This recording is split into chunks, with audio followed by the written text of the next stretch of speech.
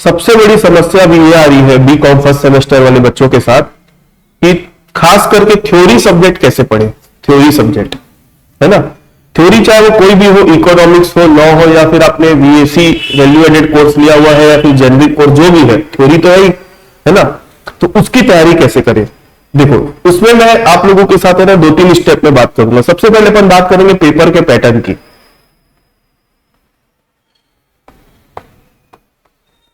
Paper के pattern की, exam का जो पैटर्न है आप लोगों का कैसे होगा, पेपर कैसे कैसे आएंगे।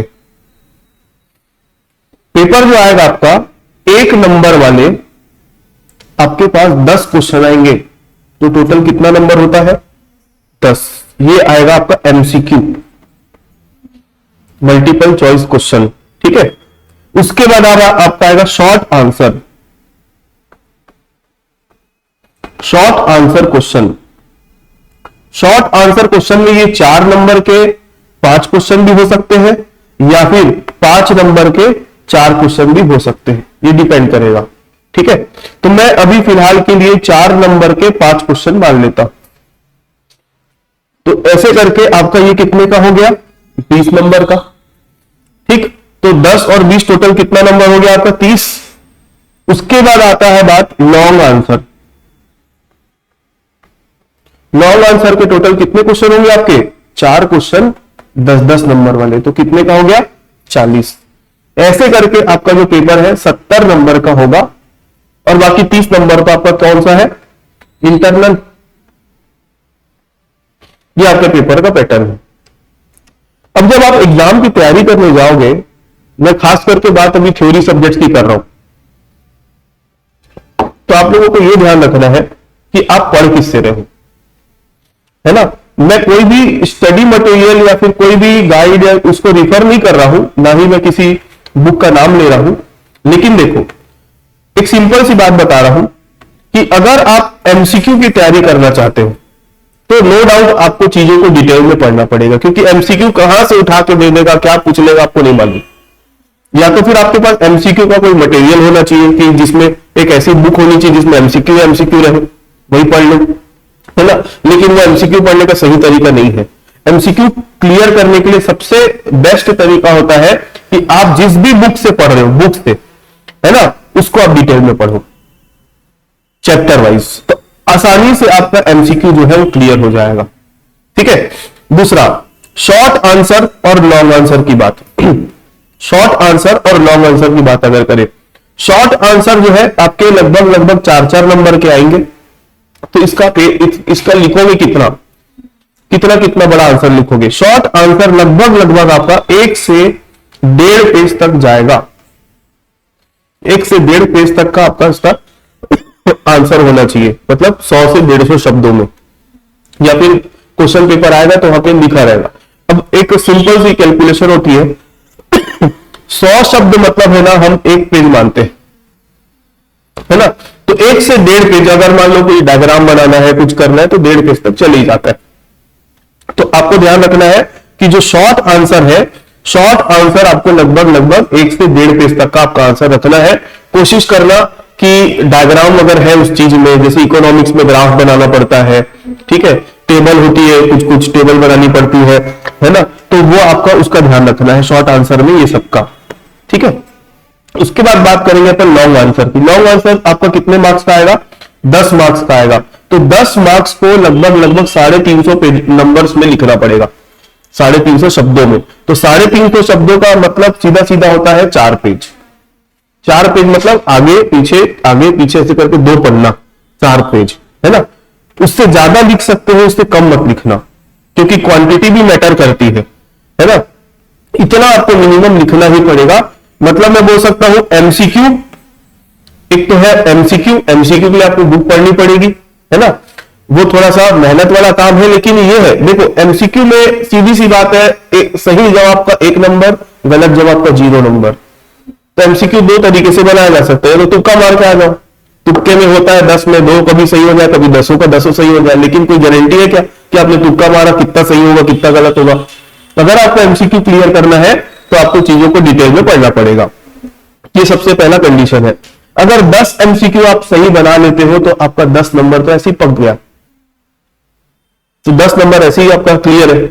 इसके बाद शॉर्ट आंसर जो क्वेश्चन है, शॉर्ट आंसर क्वेश्चन और लॉन्ग आंसर क्वेश्चन के लिए मैं आप लोगों के लिए इंपॉर्टेंट क्वेश्चन का एक पीडीएफ जनरेट करके दूंगा, ठीक है।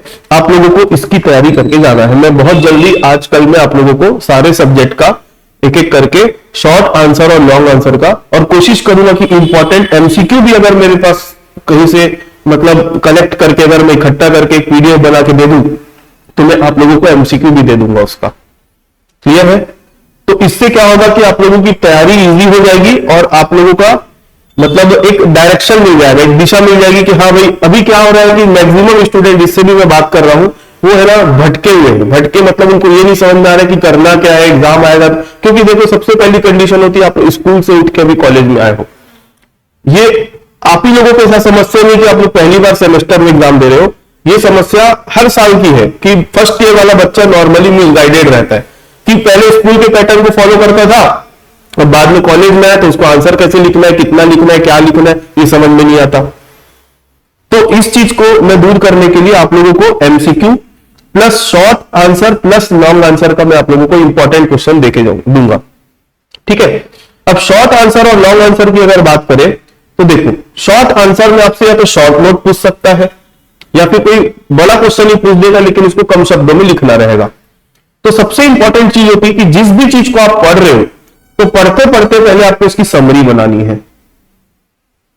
सबसे पहले उसकी क्या बनानी है? समरी। समरी मतलब उसका सारांश, मतलब कम, जैसे आपको बोल दिया कैरेक्टरिस्टिक लिखो, विशेषताएं लिखो, तो आप एक कोरा पन्ना लो। कोरे पन्ने में मान लो किसी चीज की आपको पूछ लिया डिमांड क्या होता है, मांग क्या होती है ना। मांग को प्रभावित करने वाले घटकों को समझाइए, फैक्टर्स अफेक्टिंग डिमांड, ये बताओ। तो आपको तो पहले है ना डिमांड क्या होती है इसकी छोटे छोटे शब्दों में, छोटे छोटे लेटर में एक अपना पूरे पेज में एक पन्ना बना लो डिमांड के बारे में पूरा, मतलब पूरी बुक का एक समरी, पूरे चैप्टर की एक समरी एक पेज में आपके आ जानी चाहिए। मान लो 25 क्वेश्चन है आपके इंपॉर्टेंट पढ़ने में तो 25 पेज में आपको कंप्लीट सिलेबस खत्म, ठीक है। जैसे आपको पूछा गया डिमांड क्या होती है, तो डिमांड के लिए आप समरी कैसे बनाओगे? पहले लिखोगे डिमांड की छोटी सी अपने शब्दों में मीनिंग, है ना। गलत नहीं लिखना है, अपने शब्दों में बोलने का मतलब कोई भी चीज फालतू नहीं लिखनी है, काम की चीजें लिखनी है ना। बुक में क्या होता है कभी कभी कोई चीज को समझाने के लिए उसी बात को 2-3 बार 4 बार वो रिपीट कर देता है अलग अलग शब्दों में। तो हमको सबका एक है ना निचोड़ एक 1.5-2 लाइन की अपने को मीनिंग लिख लेनी, ठीक है। उसके बाद अपने को लिखना है मीनिंग, डेफिनेशन। डेफिनेशन मतलब परिभाषा। परिभाषा को अपने शब्दों में नहीं लिख सकते, रट के जाना पड़ेगा, नो डाउट। परिभाषा के लिए मैं कुछ नहीं बोल सकता, इसको आपको रट के ही जाना पड़ेगा। और किसके द्वारा वो परिभाषा दी गई है, डेफिनेशन किसके द्वारा वो दी गई है, आपको वहां पर नीचे लिखना पड़ेगा उसका नाम। तो मिनिमम आप किसी भी चीज को अगर एक्सप्लेन करें तो 2 डेफिनेशंस आपको याद रखनी है, 2। पहला मैंने क्या बोला? मीनिंग। मीनिंग मतलब उसका अर्थ क्या होता है, वो अपने शब्दों में लिख सकते हो। परिभाषा जो है, परिभाषा को, डेफिनेशन को आपको क्या करना है? डेफिनेशन को क्या करना है? ये रटना है, इसका कोई विकल्प नहीं है। तो रटने के लिए भी जो पन्ना बना रहे हो आप समरी का, या 100 पेज की पतली सी कॉपी मिलती है उसी को ही समरी बना लेना आप, उसी में वो कर देना और लिख देना छोटे छोटे शब्दों में। 2 बार 3 बार पढ़ोगे याद हो जाता है, ऐसा कोई दिक्कत नहीं है। उसके बाद अगर आपसे कैरेक्टरिस्टिक पूछ लिया, कैरेक्टरिस्टिक पूछ लिया तो कैरेक्टरिस्टिक अगर आप लेना, देखो क्या होता है कि इसके ऊपर के जो पॉइंट्स होते हैं, पॉइंट्स ये बहुत इंपॉर्टेंट होते हैं। क्योंकि पेपर चेक करने वाले जो सर या मैम है उन लोग, देखो कोई भी इंसान पेपर चेक कर रहा है ना तो पढ़ा लिखा नहीं है ऐसी बात तो नहीं है, वो उस चीज को जानता है तभी पेपर चेक करने को उसको काम दिया गया है ना। तो मालूम है कॉलेज में नंबर क्यों आ जाते हैं बच्चों के कम? बच्चे लोग क्या होता है पॉइंट भी गलत लिख रहे हैं। अब पॉइंट गलत लिखे तो अंदर की चीजों को सही लिखा हुआ, उसको कोई जो चेक करने वाले होते हैं ना वो आपके आंसर की पहली लाइन को ही पढ़ के समझ जाएंगे सामने वाला बच्चा कितने पानी में है। हरी बात समझ में, पहली लाइन को ही पढ़ के समझ जाएगा कितना आप पानी में हो। तो कैरेक्टरिस्टिक अगर आप लिख रहे हो, पॉइंट वाली कोई भी चीज है, कैरेक्टरिस्टिक हो गया, इंपॉर्टेंस हो गया, जो भी है, आप अपने उस पन्ने में, उस कॉपी में जिसमें समरी बना रहे हो उसका पॉइंट बस लिख दो। और इसको 2 बार अपने बुक से पढ़ लेना। तो इसका क्या होगा कि आपका पॉइंट पॉइंट जब एग्जाम के टाइम पे जाओगे ना, तो आपको सिर्फ क्या दिखेगा, पॉइंट दिखेगा। ये पढ़ के जाना है, 2 बार 3 बार उसको रिपीट करोगे ना, तो आपको इसकी कैरेक्टरिस्टिक के पॉइंट्स याद हो जाएंगे। मस्त आप लोग एक काम करो, 4-5 लोगों का ग्रुप बना लो, जो होगा ही ग्रुप आप लोगों का। तो उसमें क्या करना है, एक दूसरे को जैसे अपन फालतू बात ज्यादा करते हैं, है ना, तो फालतू बात करने के बदले पूछ लिए, चलो नीलम आप बताओ कि कैरेक्टरिस्टिक के पॉइंट्स क्या है। मतलब हफ्ते कहते ही आप एक दूसरे को सवाल कर लिया करो, परिभाषा सुनाओ। तो मेरी बात समझ में आ रही है? तो इससे क्या होगा कि एक वो हमारे ना आदत में आ जाएगी वो चीजें। ठीक है, तो ऐसा आप लोग एक अपना सर्कल बनाओ जो पढ़ने वाले बच्चे हैं। इसका फायदा आपको है ना, देखो कॉलेज में मैक्सिमम बच्चे लोग कॉलेज की पढ़ाई को इंपॉर्टेंस नहीं देते हैं। कॉलेज की पढ़ाई को इंपॉर्टेंस मतलब ज्यादातर है ना, सोचते हैं कि हम पास बस हो जाए। अगर आप आगे अपना करियर किसी अपने ही क्षेत्र की चीजों से बनाना चाहते हो, चाहे आप कॉमर्स से रिलेटेड, अकाउंट से रिलेटेड कुछ काम करना चाहते हो, या फिर अगर आप टीचर बनना चाहते हो, जो भी है कॉमर्स से रिलेटेड, अगर आप इन चीजों को अच्छे से नहीं पढ़ा ना, तो आगे आपको बहुत स्ट्रगल करना पड़ेगा। वही चीजों के लिए आपको फिर उस समय पढ़ाई करनी पड़ेगी। तो ज्यादा बेटर है कि अभी से ही क्यों ना उन सारी चीजों को आप लोग अपने व्यवहार में उतारो, है ना। तो मेरा बोलने का मतलब है कैरेक्टरिस्टिक आ गया, इंपॉर्टेंस आ गया, ऑब्जेक्टिव आ गया, तो ऐसे करके आप उसके पॉइंट पॉइंट पॉइंट पॉइंट बस लिख लो। तो ऐसे करके एक पन्ने में आपकी एक समरी तैयार हो जाएगी। अब आपको बुक को खोल के देखने की जरूरत नहीं, क्योंकि बुक को ऑलरेडी पढ़ चुके हो आप। अब जो भी पढ़ाई होगी वो किसमें होगी, इसमें होगी, इसमें होगी। अब आपको जैसे ही पेपर में जाओगे ना, तो पेपर में जाओगे तो आपके दिमाग में ये पिक्चर दिखते रहेगा कि हाँ इसकी मीनिंग ये थी, इसका डेफिनेशन ये था, कैरेक्टरिस्टिक में इतने पॉइंट थे। अब आप उसको वहां जाओ और जाने के बाद उसको समझाना चालू कर दो, मतलब लिखना डिटेल में। क्या होता है मालूम है, हमारे हाथ का सीधा कनेक्शन हमारे दिमाग से होता है। ठीक है, मतलब अगर आप आंसर लिखने बैठे हो, जहां सोचना चालू किए कि इसका आंसर क्या है, इसके अंदर क्या पॉइंट था, बस आपका हाथ रुक जाएगा। मतलब सीधा एकदम दिमाग के साथ हाथ के साथ दिमाग कंटिन्यू चलते रहना चाहिए, तब आप 3 घंटे में पूरा पेपर बना पाओगे। नहीं तो सोचते बैठे रह जाओगे और आपका टाइम निकल जाएगा। सारी बात समझ में? तो मेरा बोलने का मतलब है कि आपको उस चीज को इस लेवल पर पढ़ाई कर लेनी है, इस लेवल पर तैयारी कर लेनी है कि आपको आपका दिमाग और आपका हाथ आपस में सिंक्रोनाइज हो जाए। सिंक्रोनाइज मतलब एक साथ काम करने वाला हो जाए। ठीक है, सोचने जहां सोचने रुके मतलब खत्म, आपका टाइम खत्म हो जाएगा। ठीक, तो ये हो गया, आपको समरी बनाना है। दूसरा, एमसीक्यू के लिए आपको एक बार डिटेल में पढ़ना पड़ेगा, चाहे वो शॉर्ट आंसर हो चाहे लॉन्ग आंसर हो। देखो अब कोई भी टॉपिक है, अब डिमांड के बारे में पूछ लिया, मान लो डिमांड क्या होता है, अगर वही चीज अगर आपसे लॉन्ग में पूछ लिया तो उस चीज को एक्सप्लेन करके डिटेल में लिखना है। वही चीज शॉर्ट में पूछ लिया तो शॉर्ट में आपको पॉइंट पॉइंट लिख कर आ जाना है। मतलब आपको अलग से शॉर्ट और लॉन्ग की तैयारी नहीं करनी है, पढ़ना एक ही चीज को है, लेकिन जिस चीज के लिए जितना नंबर देना है अपने को उतना पेज लिख कर आना है उसको। शॉर्ट में लिखना पूरी बातें हैं लेकिन एक्सप्लेन कम करना रहता है, और लॉन्ग में लिखना भी पूरी बातें हैं और एक्सप्लेन भी पूरा करना पड़ता है। ये फर्क होता है शॉर्ट और लॉन्ग में। ठीक है, तो ये हो गया आपका कि पेपर में इस तरीके से आपको तैयारी करनी है, खास करके थ्योरी सब्जेक्ट की मैं बात बता रहा हूं, है ना, थ्योरी सब्जेक्ट। तो आप लोग आज से ही बिल्कुल ये सोच लो, ठान लो कि अगर आप लोगों के पास बुक है तो अच्छी बात है, नहीं तो लाइब्रेरी से इशू करा लो, या जिस भी मटेरियल से पढ़ रहे हो आप लोग उसको पढ़ो। और बिल्कुल नियम से आप लोग है ना, जैसे 4 थ्योरी है तो रोज का 1.5 घंटे का आप लोग आदत डाल लो कि मेरे को 1.5 घंटे थ्योरी पढ़नी है रोज का। नहीं दे सकते 4 थ्योरी को 1.5 घंटा डेली देंगे, मतलब देना है ना। तो 1.5 घंटा आपको डेली पढ़ना है ना। और साथ में जैसे जो टॉपिक पढ़ा आपने उसकी समरी भी बनाते हो चलो। एक पतली कॉपी ले लेना या फिर पूरे पन्ने मिलते हैं वो ले लेना, जैसा भी ठीक लगे आपको, या कोई पुरानी कॉपी भी रखी उसमें बना सकते हो। तो उससे क्या होगा कि पेपर में सिर्फ आपको समरी पढ़ के जानी रहेगी, पूरा डिटेल में नहीं है। और मेरी एक जिम्मेदारी है कि मैं आप लोगों को क्या दूंगा, शॉर्ट आंसर और लॉन्ग आंसर के इंपॉर्टेंट क्वेश्चन छाट के दूंगा कि ये आएगा नहीं बोलो। देखो मैं कोई भगवान तो हूं नहीं कि मैं बोल दूंगा ये पढ़ के चले जाओ यही चाहेगा, है ना। लेकिन एक एक्सपेक्टेड होता है कि भाई इस टॉपिक में ये इंपॉर्टेंट है, चेक कर पेपर सेट करने वाला इसके ऊपर थोड़ा मतलब देने लायक है क्वेश्चन, तो वैसे क्वेश्चंस में छाट के दूंगा, आप लोग उसको कर लेना। और कोशिश करूंगा कि एमसीक्यू का मेरे पास अगर कहीं से क्वेश्चन बैंक मिल जाए, है ना, तो उसका मैं आपको मैं देता हूं, मतलब जुगाड़ करके। ठीक है, तो ये हो गया अपना थ्योरी कैसे पढ़े।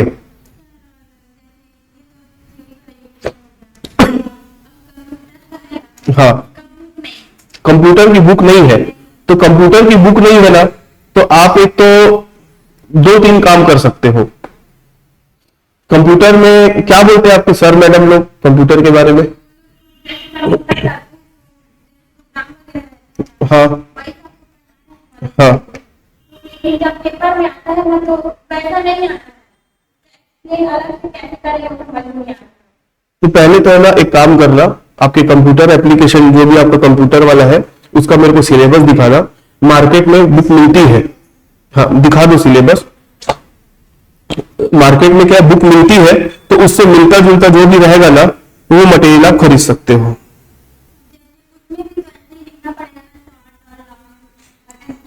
हाँ थोड़ा कर ही देंगे, लेकिन लॉन्ग आंसर एकदम बड़ा बड़ा कैसे लिखेंगे? हाँ बता दे रहा हूँ। पॉइंट वगैरह अच्छे से पता नहीं रहता, कंप्यूटर पे ज्यादा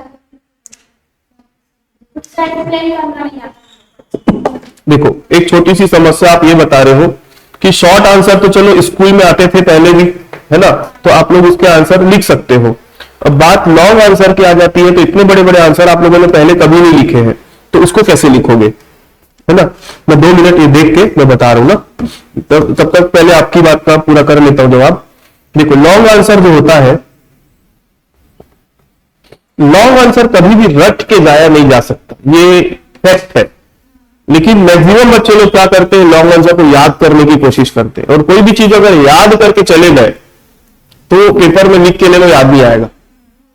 हाँ, तो लॉन्ग आंसर लिखने का सबसे अच्छा तरीका है, जो मैं अभी अपनी बात पहले किया, कि पहले तो आप कोई भी टॉपिक पढ़ रहे हो उसकी पहले आपको समरी बना लो। समरी बनाने से क्या होता है, हमको उस चीज का एक नक्शा मिल जाता है कि जैसे हमसे कोई भी टॉपिक पूछा गया तो इसके अंदर क्या क्या चीजें पूछ सकता है हमसे। आई मेरी बात समझ में, क्या क्या इसके अंदर पूछ सकता है, तो समरी बनाने से हमको एक नक्शा मिल जाता है उसका। अब नक्शा मिल गया ना, तो जैसे ही हम अब लॉन्ग आंसर में वही चीज अगर पूछ लिया आपसे, तो लॉन्ग आंसर में उसी चीज को हमको डिटेल में लिखना है। लॉन्ग आंसर लिखने का मतलब यह है कि आपकी वो मेमोरी पावर नहीं चेक कर रहे, वो आपकी नॉलेज चेक कर रहे कि एक ही चीज को आप कितने अलग अलग आयाम से, अलग अलग कितने एंगल से आप देख सकते हो, है ना। मतलब आप उस पर्टिकुलर चीज के लिए क्या जानते हो, आप उसके बारे में प्लस लिखो, माइनस लिखो, मतलब अच्छा बुरा जो भी हो सकता है सब लिखो आप उसमें। जिन लोग बोलते हैं ना हम लोग गाना लिख के आ गए तो भी उनको नंबर मिल गया, ऐसे लोगों की बात नहीं सुननी है अपने को, ठीक है। और इसका एकमात्र तरीका है, आप किसी चीज के बारे में जानोगे कैसे, जानोगे तभी लिखोगे। जैसे मान लो अभी पुस्तक को छोड़ दो, मैं आपको अगर कोई कहानी की बुक दे दूं, मैं बोलूंगा इसको पढ़ो, चलो 4 पेज की कहानी है इसको पढ़ो, तो क्या करोगे, आप पढ़ोगे, पढ़ना चालू करोगे, लाइन से 4 पन्ना खत्म करोगे। अब मैं आपसे पूछूंगा बताओ इस कहानी को पढ़ के आपको क्या समझ में आया, मतलब इस कहानी का मेरे को एक सारांश बताओ, बता पाओगे कि नहीं, बता दोगे। पहली बार पढ़ोगे तो मेरे को आप थोड़ा सा बता पाओगे, अब जब आप उसी कहानी को अब जब आप 2 बार पढ़ोगे तो फिर मेरे को थोड़ा और डिटेल में बता पाओगे, लेकिन पूरा तो नहीं बता पाओगे। अब उसी कहानी को अगर डिटेल में समझाना है किसी को, तो आप कहानी के जो मुख्य मुख्य पॉइंट है ना, मेन पॉइंट, उसको कहीं पे नोट कर लो। आई बात समझ में, तो पॉइंट नोट कर लोगे ना, तो जैसे ही आपको ये वाला पॉइंट दिखेगा, हाँ इस बारे में ये बातें लिखी, तो आप इसके बारे में आधा पन्ना लिख सकते हो, फिर इसके बारे में आधा पन्ना लिख सकते हो। मतलब एक कहानी को फिर आपको जो पॉइंट्स आपको पता चल गए कि हाँ इस बारे में भी बात थी कहानी में, इस बारे में भी बात थी, इस बारे में भी बात थी, इस बारे में भी बात थी, ऐसे करके फिर आप जब अपना ही कहानी को पढ़ के इस पॉइंट के बेस पे जब आप उसको खोलना चालू करोगे, तो देखना आपका आंसर ऑटोमेटिक 4 पन्ना चला जाएगा। तो वैसे ही हम कहानी नहीं पढ़ रहे, हम पुस्तक की, हमारे सब्जेक्ट की चीजों को पढ़ रहे हैं, तो पहले तो आपको रीड करना पड़ेगा, पढ़ना पड़ेगा। पढ़ने का कोई दूसरा सब्स्टिट्यूशन नहीं है, विकल्प नहीं है, पढ़ना ही पड़ेगा चीजों को। नहीं पढ़ोगे तो आप लिख नहीं पाओगे। जैसे एक छोटा सा एग्जांपल देता हूं, ये कंप्यूटर है जिससे मैं क्लास रिकॉर्ड कर रहा हूं अभी, तो मेरी इनपुट डिवाइस क्या है कंप्यूटर में, जैसे मैं कुछ बोल रहा हूं तो मेरी आवाज रिकॉर्ड कैसे हो रही है, ये माइक से जा रही है बातें अंदर, है ना। जैसे ये टैब रखा हुआ है, टैब में मैं कुछ लिखूंगा तभी, इस पेन से ही लिखूंगा तभी लिखाएगा, मैं हाथ को ऐसे करूंगा तो नहीं लिखाएगा। मतलब ये क्या इनपुट डिवाइस है, इनपुट डिवाइस। जैसे मेरे को ए लिख रहा है, ए, तो ये ए दबाऊंगा तभी ए लिखाएगा वहां पे। तो मैं यहां पे ये बताना चाह रहा हूं, ये कंप्यूटर जो है ना हमारा दिमाग है, हमारे दिमाग में वो चीजें जाएगी कैसे, हमारे दिमाग में वो चीज जाएगी कैसे, उसका एक ही तरीका है कि जो लिखा हुआ है ना उसको पढ़ो, आंख से देखो, जो पढ़े लिखे हुए शब्द है पढ़ोगे ना, तो पढ़ना ही एक ऐसी प्रोसेस है जिससे चीजें हमारे दिमाग में जाती है, इनपुट डिवाइस है वो। क्या होता है आजकल है ना, बहुत सारे यूट्यूब लेक्चर्स आ गए हैं, तो उस सुनने में पढ़ने में क्या होता है, देखो जो यूट्यूबर लोग होते हैं ना, वो अपनी व्यू बनाने के लिए चीजों को इंटरेस्टिंग बना देंगे, बहुत अच्छा कर देंगे, नो डाउट, और मेहनत भी कर रहे हैं। लेकिन बात क्या आती है कि आप उस चीज को देखोगे तो सुनोगे, थोड़ी सी बात याद रहेगी उसकी, जो पंच लाइन होगा, कुछ पंच लाइन मतलब कुछ, जैसे आप कोई पिक्चर देख के आए तो पूरी पिक्चर याद हो जाती है एक बार में, जो मेन पॉइंट हुआ होगा, कहीं कोई ऐसा डायलॉग बोल दिया होगा वही बस याद रहता है। तो यूट्यूब वीडियो अगर देख के अगर आप पढ़ रहे हो, वही पंच लाइनें बस याद रहेगी, बाकी मेन चीज जो क्रक्स है वो नहीं याद रहेगा। उसको याद रखने के लिए एक ही चीज है कि जो लिखी हुई चीजें हैं उसको आपको क्या करना है, डिटेल में पढ़ना है। पढ़ना सीखोगे तो लिखना भी सीख जाओगे ऑटोमेटिक। तो आजकल के स्टूडेंट्स लोग पढ़ना छोड़ दिए हैं, इसलिए लिखना नहीं आ रहा है। और हाथ का और दिमाग का है ना डायरेक्ट कनेक्शन होता है। अगर आपका दिमाग और हाथ आपस में सिंक्रोनाइज्ड हो ना, तो आपको कितना भी पेज लिखने देंगे ना, तो एक टाइम लिमिट के अंदर लिख दोगे आप। लेकिन अगर आपके दिमाग में वो चीजें है ही नहीं, मैं बोल दूंगा चलो इसके बारे में बताओ, अब जानते ही नहीं तो क्या लिखोगे, कुछ भी बकवास बात लिख कर आओगे। फिर पेपर भरना है तो बोल के रखे तो कुछ भी लिखोगे। कुछ बच्चे ऐसे रहते हैं, पूरा जो क्वेश्चन पेपर होता है उसी को 10 बार लिख देते हैं, छाप पेपर ही तो भर के आना है बोले, और पास भी हो जाते, हो सकता है उनकी चेकिंग ही गलत हुई तो पास भी हो जाते कई लोग। तो ऐसा नहीं करना है अपने को, एक सही तरीका होता है पढ़ने का। भाई अगर मान लो चीजों को पढ़ना ही है तभी तो इतनी बुक छाप रहे हैं ऑथर लोग, नहीं तो वो भी अपने लेक्चर रिकॉर्ड कर करके नहीं भेज देते। मेरा बोलने का मतलब है पढ़ने का, पढ़ोगे, पढ़ना मतलब रीड करना, रीड चीजों को जो लिखा हुआ है उसको पढ़ना है। पढ़ोगे ऑटोमेटिक, फिर है ना आप जैसे ही पढ़े कोई चीज को आप अपने आप से सवाल करो ना, आप अपने आप के अंदर एक अंतर देखोगे कि मैं इतना ये चीज पढ़ ली या पढ़ लिया, तो अब मेरे को उस चीज के बारे में कोई चीज पूछा जाएगा ना तो आप उसका आंसर भी दे दोगे। अब 10 लोगों के बीच में आप उसके बारे में बात रख सकते हो, लेकिन ये काम मैक्सिमम लोग नहीं कर रहे हैं आज के डेट में। तो आपके पास अगर मैं बोल सकता हूं एक अच्छा समय है, अब सेमेस्टर एग्जाम में वैसे भी सिलेबस को कम कर दिया है, तो आप लोग ये मत सोचो कि हमारे पास समय बहुत कम बचा है और टाइम नहीं है ज्यादा और हमको इतना सारा कैसे पढ़े, ज्यादा मत सोचो, कुछ मत करो, आज चुपचाप घर जाओ, बुक लो, लगभग तो सारे सब्जेक्ट की बुक है, जिसकी नहीं है उसकी ले लो, है ना, और एक एक चैप्टर करके, एक एक टॉपिक करके पढ़ना स्टार्ट कर दो। पहले दिन थोड़ा अटपटा लगेगा, ज्यादा देर नहीं बैठ पाओगे, फिर धीरे धीरे धीरे आपको उसी में मजा आने लग जाएगा। ठीक है, तो जैसे ही आप पढ़ना चालू करोगे ना, तो आप अपने अंदर ही 2-4 दिन के अंदर अंतर पा लेना। ठीक है, पढ़ना बहुत जरूरी है, लेकिन नहीं पढ़ोगे तो कुछ नहीं होगा। और दूसरा, पढ़ लिए, सब कर लिए, सब आगे हमको, एक होती है एग्जाम में जाने के बाद उसकी स्ट्रेटेजी।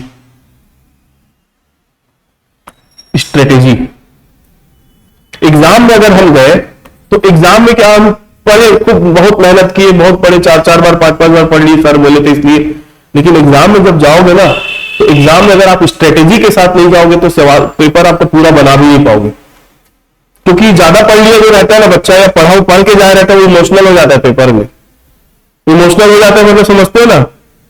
मतलब अगर किसी बच्चे ने मेहनत की हुई है, वो एग्जाम में गया, पेपर उसके फेवर में आया, नहीं आया, या वो फिर होता है कि उसको जो पढ़ के गया था वही आ गया, तो लिखना चालू कर देगा, इमोशनल हो जाएगा, जहां 10 बात लिखी है 15 बात लिखने बैठ जाएगा।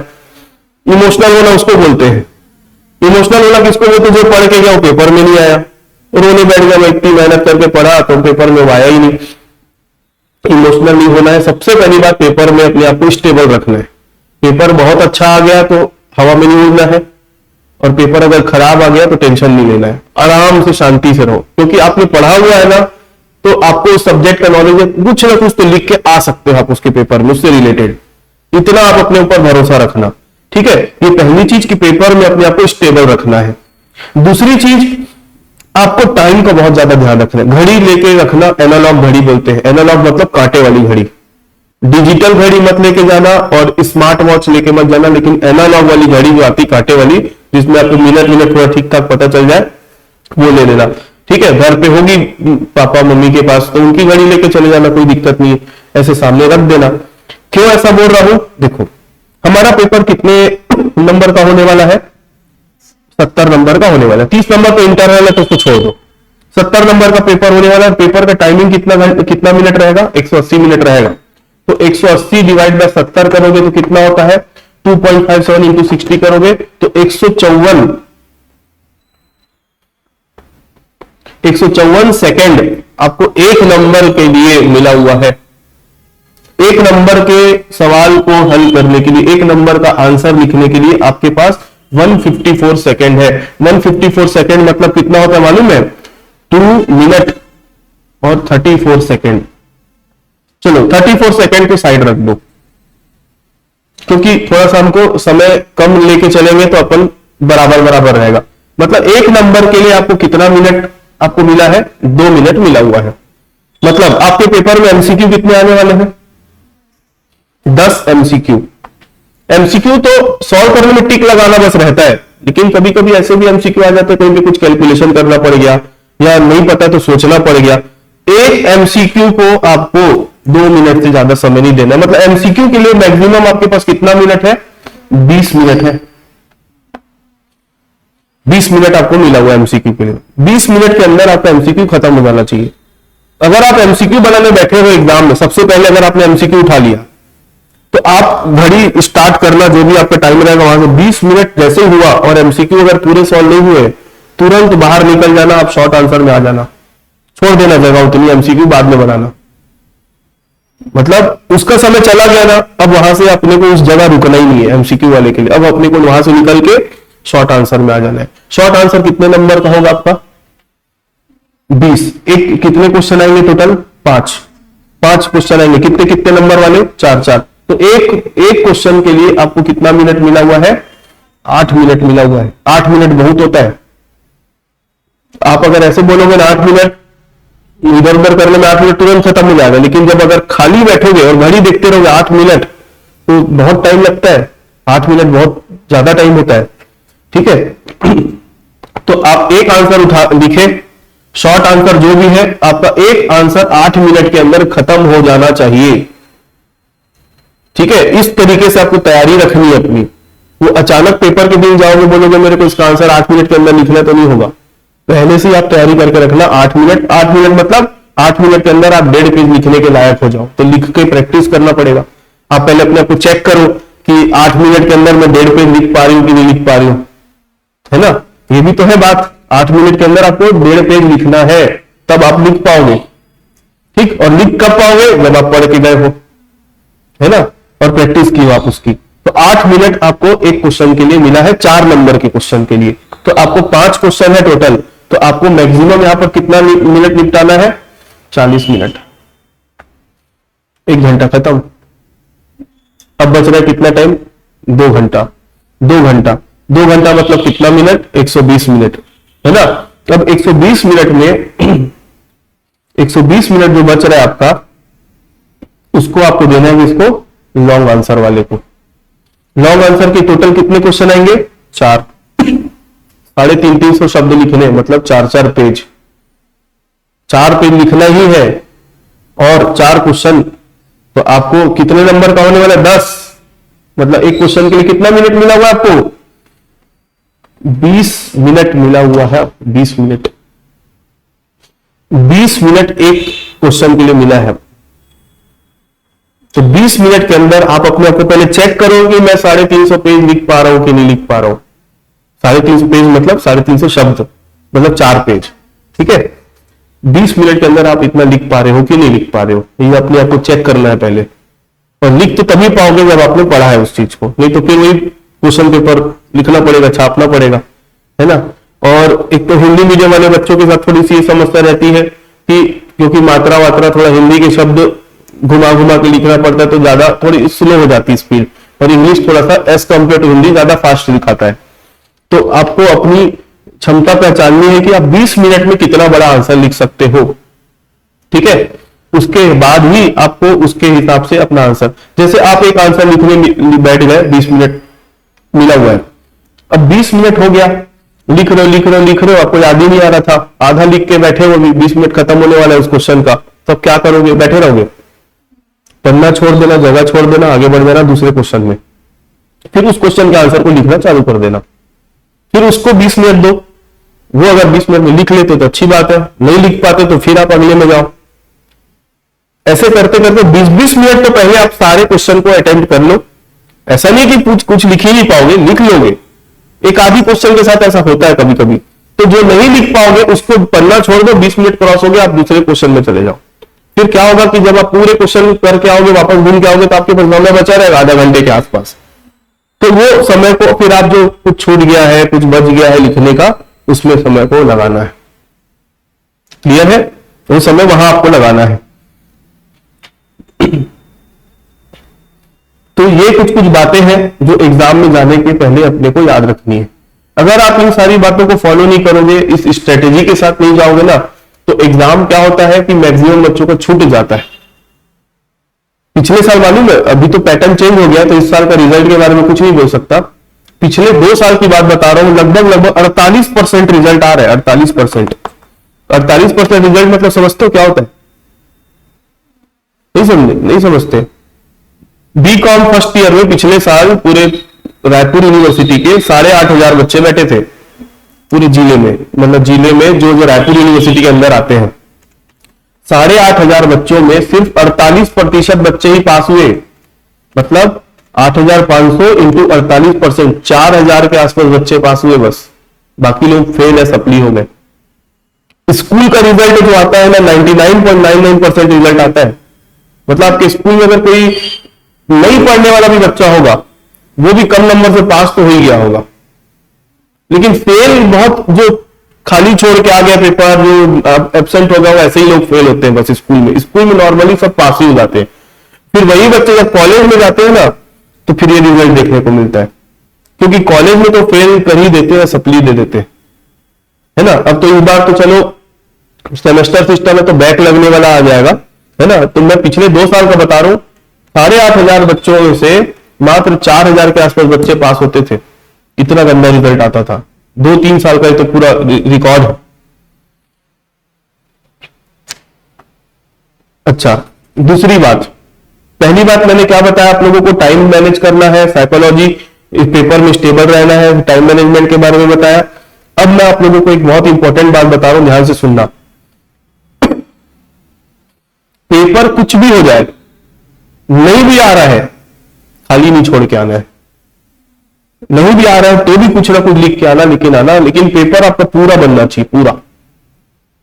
खास करके जो लॉन्ग आंसर वाले हैं क्वेश्चंस, इसमें बच्चा क्या करता है, नहीं आ रहा है ना तो आधा पेज ही लिख के आ गया, एक साथ नहीं आ रहा था लिखने, तो मैं क्या करूं। एक इतनी अच्छी बच्ची आती थी पढ़ने पिछले साल, मैं नाम नहीं लूंगा उसका क्योंकि पब्लिक होगा वीडियो, तो फिर नाम लेना अच्छा नहीं किसी का। अकाउंट में बहुत स्ट्रांग, मतलब उसको कोई भी क्वेश्चन दे दो अकाउंट बहुत अच्छे से बना लेती थी। मैथ्स, पिछले साल मैथ्स भी पढ़ते थे बच्चे, बीकॉम वाले मैथ्स भी पढ़ती थी, मैथ्स भी सारे क्वेश्चन बनाती थी।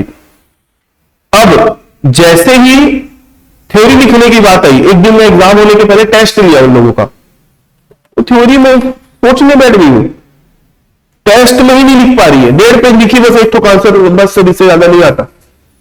पर मैं बोला ऐसे लिख के जाओगे पेपर में तो आपको पेपर में निपटा देंगे, फेल कर देंगे, नंबर ही नहीं मिलेगा। और एक्चुअली उसके साथ वैसे ही हुआ। अकाउंट मैथ्स में सब में पास, थ्योरी में सब में फेल, वो फेल ही हो गई बच्ची, बीकॉम में छोड़ डाली। और बोलोगे तो अकाउंट मैथ में बहुत अच्छी थी। तो पेपर नहीं आता है कोई दिक्कत नहीं है, आंसर नहीं आ रहा है तो वही लिखना है, नहीं आ रहा है तब की बात क्या, छोड़ के आ जाओगे क्या? नहीं, कम भी नहीं लिखना और छोड़ना भी नहीं है, पूरा पूरा लिख के आना है। नहीं आ रहा है तो जो आ रहा है, जो आपने पढ़ा है इतने दिन से मेहनत की, कुछ तो दिमाग में होगा, लिख के आओ, लेकिन आओ क्वेश्चन सारे बनाने। अब एमसीक्यू की बात आ रही है, एमसीक्यू 10 टॉप है, नहीं आ रहा है सर इसने टिक नहीं मारे, नहीं आ रहा है तो क्या माइनस मार्किंग थोड़ी है, टिक मार के आ जाना, आ रहा है तो अच्छी बात है, नहीं आ रहा है तो क्या छोड़ के आ जाओगे क्या? कभी कभी तुक्के भी सही हो जाते हैं, लेकिन अगर आपने मेहनत की हुई है तो आप सही बना के आओगे। तो मेरा बोलने का मतलब है टाइम का ध्यान रखना है, अपने आप को पेपर में जाके स्टेबल रखना है, पेपर पूरा बनाना है चाहे कुछ भी हो जाए। ठीक, तो आप लोग आज से एक काम करो, जो भी मटेरियल से आप पढ़ रहे हो आप समरी बनाना चालू कर दो, क्योंकि समरी एक ऐसी चीज है जो आपके एग्जाम के गैप में आपकी मदद करेगी। पूरी बुक पढ़ने का टाइम नहीं रहेगा आपके पास वहां पे। तो आपके पास कितना दिन है? मान के चलो 20 दिन है, 20 दिन मतलब 20 क्वेश्चन नहीं पढ़ सकते। एक सब्जेक्ट को अगर आप डेली 1.5 घंटा दे रहे हो और 20 दिन में 20 क्वेश्चन की तैयारी कर लेते हो या 20 टॉपिक की तैयारी कर लेते हो, आराम से खत्म हो जाए, आराम से। हो सकता है कोई टॉपिक छोटा होगा तो आप एक दिन में 2 टॉपिक भी कर सकते हो। तो ऐसे करके आप 1.5 घंटा करके हर सब्जेक्ट को समय दो। ऐसा नहीं कि एक सब्जेक्ट खत्म कर रहे हो फिर दूसरा चालू करो, ऐसा नहीं, डेली हर सब्जेक्ट को समय देना है, ठीक है, क्योंकि अब समय उतना ज्यादा बचा नहीं है। तो एक सब्जेक्ट की तैयारी करो, हर सब्जेक्ट को 1.5 घंटा दो डेली, और आप 20 क्वेश्चन की 20 टॉपिक्स की तैयारी करो यूनिट वाइज, जिससे क्या होगा कि आपका सिलेबस भी पूरा लगभग कवरेज हो जाएगा, आपकी समरी भी बन जाएगी, आपके पास वो समरी आ जाएगी। उसके बाद फिर एग्जाम के गैप में फिर आप उसकी रिवीजन करना, एग्जाम के गैप में फिर उसी एग्जाम की बात करना जिसका आपका पेपर है, फिर दूसरे सब्जेक्ट को हाथ नहीं लगाना है। एग्जाम का गैप क्यों मिलता है? उसी सब्जेक्ट के लिए मिलता है, फिर उसमें फिर दूसरे सब्जेक्ट को हाथ मत लगाना, ठीक है। अच्छा, एक मेरे को इंपॉर्टेंट बात बतानी है अकाउंट्स के लिए। अकाउंट्स एक प्रैक्टिकल सब्जेक्ट है आप लोगों का, लेकिन एक्सपेक्टेड है कि लगभग 40% थ्योरी आएगी इसमें भी, मतलब अकाउंट सब्जेक्ट से भी अब थ्योरी आने का चांस है, क्योंकि 10 नंबर का एमसीक्यू आएगा, शॉर्ट आंसर में आपको थ्योरी पूछ लिया जाएगा, लॉन्ग आंसर में कोई प्रैक्टिकल ऑप्शन में थ्योरी, प्रैक्टिकल ऑप्शन में थ्योरी। तो 40% थ्योरी अकाउंट में हो सकता है कि आप ऑप्शन में थ्योरी मिल गई तो क्या करोगे, मतलब पहला क्वेश्चन भी थ्योरी और उसके ऑप्शन में भी थ्योरी मिल गई तो क्या थ्योरी को लिखना ही पड़ेगा ना, छोड़ थोड़ी आओगे। तो अकाउंट भी पढ़ने के लिए अगर आप सिर्फ प्रैक्टिकल बस पढ़ रहे हो अकाउंट में, तो आप मान के चलो आधी तैयारी कर रहे हो, आधी तैयारी नहीं कर रहे हो। आपको अकाउंट की थ्योरी भी करके जाना है। तो थ्योरी में मैं अकाउंट की थ्योरी को भी जोड़ रहा हूं। अभी मेरी मैं जो आज आप लोगों को बता रहा हूं सब किसके बारे में बता रहा हूं? थ्योरी के बारे में बता रहा हूं। इस थ्योरी में अकाउंट की भी थ्योरी इंक्लूड है। अकाउंट की भी थ्योरी को आप उसी स्ट्रेटेजी के साथ, उसी तरीके के साथ, उसी समरी बनाते हुए आपको पढ़ना है। अकाउंट में भी एमसीक्यू आएंगे, ठीक है। शुरू के देखना ना, आप जो भी बुक से पढ़ रहे हो आप लोग, तो शुरू के 4-5 चैप्टर तो पूरे थ्योरी ही है अकाउंट के, ठीक है। बीच के और चैप्टर है, और बहुत सारे चैप्टर ऐसे हैं जिसके अंदर प्रैक्टिकल क्वेश्चन रहते हैं लेकिन उसकी थ्योरी भी आती है। जैसे डेप्रिसिएशन चैप्टर हो गया, इसमें थ्योरी आती है। फाइनल अकाउंट में एडजस्टमेंट की थ्योरी है ना। ट्रायल बैलेंस में थ्योरी है। रेक्टिफिकेशन ऑफ एरर वाला चैप्टर, उसमें थ्योरी है। थ्योरी तो कहीं पूरा अकाउंट में फैली हुई है थ्योरी। तो अकाउंट की भी थ्योरी को आपको ध्यान देना है, छोड़ना नहीं है, ठीक। अब मैं एक काम करता हूं कि आप लोगों को ये जो मटेरियल है ये मैं देने की कोशिश करता हूं। Short answer, important question topic wise और एमसीक्यू, ठीक है, जिससे आप लोगों को एक डायरेक्शन मिल जाएगा कि हमको इस तरीके से इतना पढ़ के जाना है तो इसके अंदर इतनी तैयारी हो जाए, ठीक है। एक्स्ट्रा ही दूंगा, कम नहीं दूंगा। क्या होता है कि ऐसा नहीं कि मैं कोई इंपॉर्टेंट क्वेश्चन जो दे रहा हूं लगभग सारे टॉपिक उसमें कवर रहेंगे, बस एक डायरेक्शन देने के लिए कि हाँ ये पढ़ना है, ऐसे पढ़ना है, उसके लिए है वो, ठीक है। चलो, और किसी को कोई डाउट रहेगा तो आप लोग मेरे को कॉल करके, व्हाट्सएप करके, कुछ भी करके पूछ सकते हो, और कोई भी समस्या रहेगी तो आप लोग बिल्कुल बेझिझक कॉल लगा लेना, ठीक है।